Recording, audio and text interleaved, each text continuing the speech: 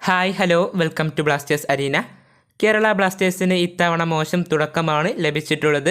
8 മത്സരങ്ങളിൽ 2 മാത്രമാണ് വിജയിക്കാൻ കഴിഞ്ഞിട്ടുള്ളത്. അവസാനത്തെ 3 മത്സരങ്ങളിലും ബ്ലാസ്റ്റേഴ്സ് പരാജയപ്പെട്ടു. ബ്ലാസ്റ്റേഴ്സിൻ്റെ ഗോൾ കീപ്പർമാരുടെ പ്രകടനം വലിയ ആശങ്ക നൽകുന്ന കാര്യമാണ്. യുവതാരങ്ങളായ സച്ചിൻ സുരേഷും സോംകുമാറുമാണ് ഇതുവരെ ഗോൾ വല കാത്തിട്ടുള്ളത്. രണ്ടുപേരും ഒരുപാട് മിസ്റ്റേക്കുകൾ വരുത്തിവെക്കുകയും ചെയ്തിട്ടുണ്ട്. അതിൻ്റെ ഫലമായി കൊണ്ട് കേരള ബ്ലാസ്റ്റേഴ്സ് തോൽവികൾ ഏറ്റുവാങ്ങേണ്ടി വരികയും ചെയ്തിരുന്നു.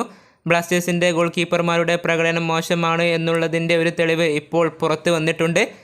ISLൽ ഇതുവരെ ഏറ്റവും കൂടുതൽ സേവുകൾ നടത്തിയ ഗോൾ കീപ്പർമാരുടെ പട്ടിക വന്നപ്പോൾ ആദ്യ 10 പോലും ഇടം നേടാൻ കേരള ബ്ലാസ്റ്റേഴ്സ് ഗോൾ കീപ്പർമാർക്ക് കഴിഞ്ഞിട്ടില്ല. രണ്ടുപേരുടെയും സേവുകൾ ചേർത്ത് വെച്ചാൽ പോലും ആദ്യ 10 ഇടം നേടാൻ കഴിയുന്നില്ല എന്നതാണ് വാസ്തവം.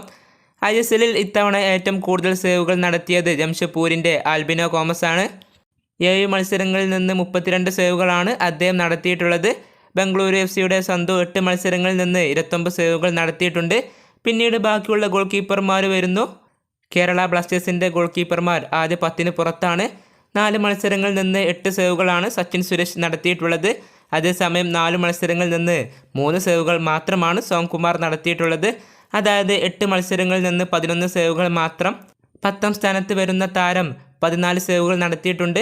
അതിന് പുറകിലാണ് ബ്ലാസ്റ്റേഴ്സ് ഗോൾ കീപ്പർമാർ വരുന്നത്.